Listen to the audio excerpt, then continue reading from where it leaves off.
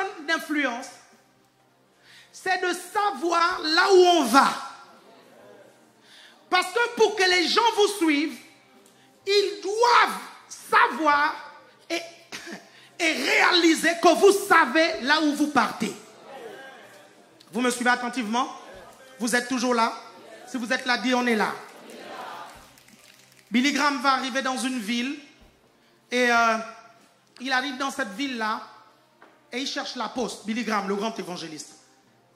Et il cherche la poste et il appelle un petit. Il dit, petit, viens, viens s'il te plaît. Et le petit vient. Et il dit au petit, où se trouve la poste? Le petit dit, vous allez à la rue devant, vous tournez à gauche, puis à droite, et vous allez tout droit, vous allez trouver la poste. Et le petit s'en va, sans même dire au revoir. Et Billy Graham appelle le petit. Il dit, petit, petit, viens, viens. Le petit s'arrête, il se retourne. Il dit, oui, monsieur. Billy Graham dit, ce soir, j'ai une réunion à tel endroit. Si tu viens à la réunion, je vais te montrer comment on va au ciel. Le petit dit, je ne viendrai pas, monsieur. Il dit, mais pourquoi? Il dit, vous ne connaissez même pas là où se trouve la poste et vous pensez que vous allez me montrer le chemin du ciel? Et le petit dit, je ne viendrai pas à ta réunion. Est-ce que vous suivez? Vous ne pouvez pas influencer si vous ne savez pas là où vous partez. Est-ce que vous comprenez ça? Jésus a dit, il y a beaucoup de demeures dans la maison de mon Père. Là où je m'en vais, vous viendrez aussi. Jésus a montré une direction. Est-ce que vous me suivez attentivement? Vous ne pouvez pas influencer si vous ne savez pas où vous allez. C'est pour ça que l'une des clés de l'influence, c'est d'expliquer aux gens là où vous allez. Moïse a dit au peuple, je vous amène dans un pays où coule le lait et le miel. Écoutez-moi bien, délivrer les gens de l'Égypte n'est pas suffisant. Il faut leur dire là où vous les amenez. My God, my God, my God, my God. Est-ce que vous me suivez? Est-ce que vous me suivez? C'est bien beau de délivrer les gens de l'Égypte. Il n'y a pas de problème. Mais vous les amenez où? Vous me suivez? Vous les amenez où? Jésus a dit à Pierre, je ferai de toi un pêcheur d'hommes. C'est là où je t'amène. Quelqu'un me suit ici? Jésus a dit à Paul, tu seras une source de bénédiction. Je paraphrase, pour les nations. Il a dit ça aussi à Abraham. Est-ce que vous me suivez attentivement? Où est-ce que vous amenez les gens et où est-ce que vous allez? Est-ce que vous me suivez? Quand on a eu les 6 là avec moi, je leur ai dit, ce ministère que vous voyez, il sera très grand. Il sera implanté dans toutes les villes du monde entier. Il sera implanté partout. Nous n'étions qu'à 6. Est-ce que vous me suivez? Et je leur ai dit, si vous me suivez, vous serez des pasteurs. Vous serez des apôtres. Vos dons vont se réveiller. Est-ce que vous me suivez? Pourquoi? Parce que j'avais déjà vu cet endroit, là où je les amenais. Est-ce que vous comprenez? J'avais déjà identifié la cible. J'avais déjà vu clairement l'objectif. Est-ce que vous me suivez attentivement? Vous êtes toujours là? Vous amenez les gens de votre GR où? Est-ce que vous les suivez? Est-ce que vous suivez? Vous les amenez où? Si vous les amenez en dehors de la vision ACR, c'est pour ça que ça ne grandit pas. Est-ce que vous me suivez attentivement? Vous les amenez où? C'est important de comprendre que pour voir clair, tu dois déjà voir clair la vision du leader. Pour voir clair, tu dois déjà voir la vision du leader. Si tu ne vois pas la vision du leader, tu ne peux pas voir clair. Est-ce que vous comprenez? Une vision en dehors de la vision du leader est une division. Est-ce que vous me comprenez attentivement? Vous êtes toujours là? Si tu es là, dis on est là. C'est une division. Comment influencer les autres? Comment influencer les gens? Il faut aider les gens. Il faut les aider. Vous suivez? Tu impactes et tu deviens le leader de celui que tu as influencé. Ton public, c'est celui que tu impactes. Quelqu'un me suit ici? Ceux qui te suivent, c'est ceux que tu impactes. Et ceux que tu impactes, c'est ceux que tu aides. Que tu aides à devenir une femme, un homme de prière. Que tu aides à plaire au Seigneur. Quelqu'un me suit ici? Que tu aides à se rapprocher de Dieu. Que tu aides à avoir une intimité avec Dieu. Quelqu'un me suit ici?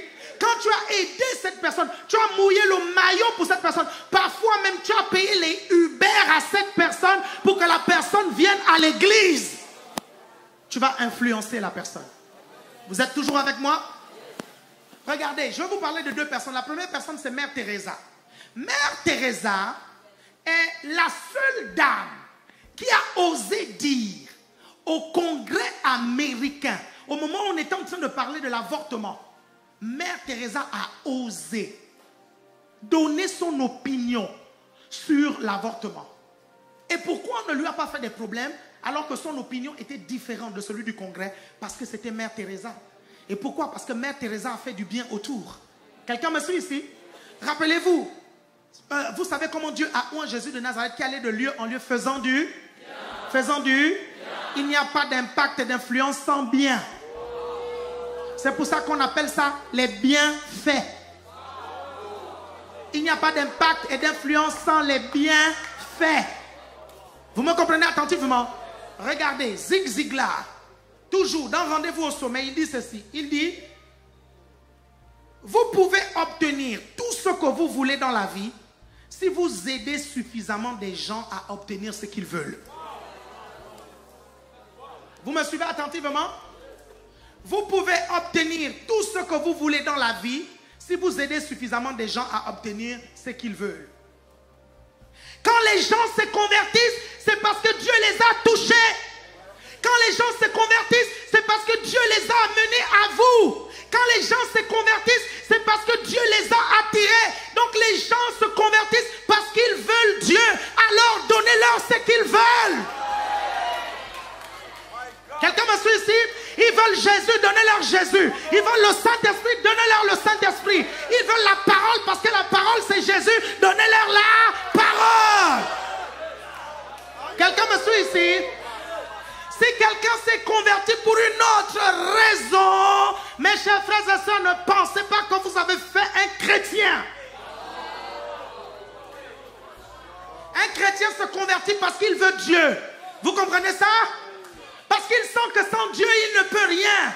C'est l'une des raisons pour lesquelles, quand vous n'avez pas de brebis, qui ne languissent pas après Dieu, qui ne pleurent pas auprès du Seigneur, qui ne soupirent pas après Dieu, qui ne sont pas tristes lorsqu'ils ont attristé Dieu, ayez des doutes sur leur conversion.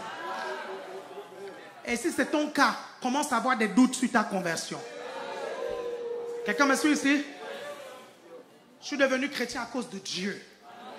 Et c'est Dieu que je veux. Quelqu'un me suit ici? Quand j'arrive à l'église, je veux rencontrer Dieu. Quand je viens au GR, je veux rencontrer Dieu. Est-ce que vous me suivez attentivement? Alors révèle Dieu aux gens. Est-ce que vous me suivez? Il y a des moments, mes chers frères et sœurs, où les gens ne se convertissent pas parce que nous ne nous sommes pas assez effacés.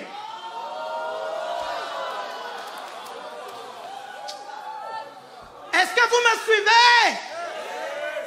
Il y a des moments où les gens ne se convertissent pas, les gens ne sont pas touchés parce que nous ne nous sommes pas assez effacés. La Bible nous dit dans Ésaïe chapitre 6 que Ésaïe a vu des anges autour du trône de Dieu. Il y avait des anges qui avaient 6 ailes, des ailes dont ils se couvraient le visage, des ailes dont ils se couvraient les pieds et des ailes qui leur permettaient de voler. Vous savez pourquoi ils avaient des ailes pour se couvrir les yeux, se couvrir les pieds?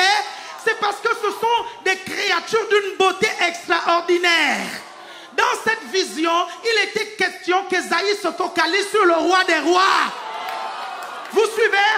Et que la beauté des anges ne distrait pas Ésaïe. Quelqu'un me suit ici? Écoute-moi bien. Quand le roi des rois est là, efface-toi.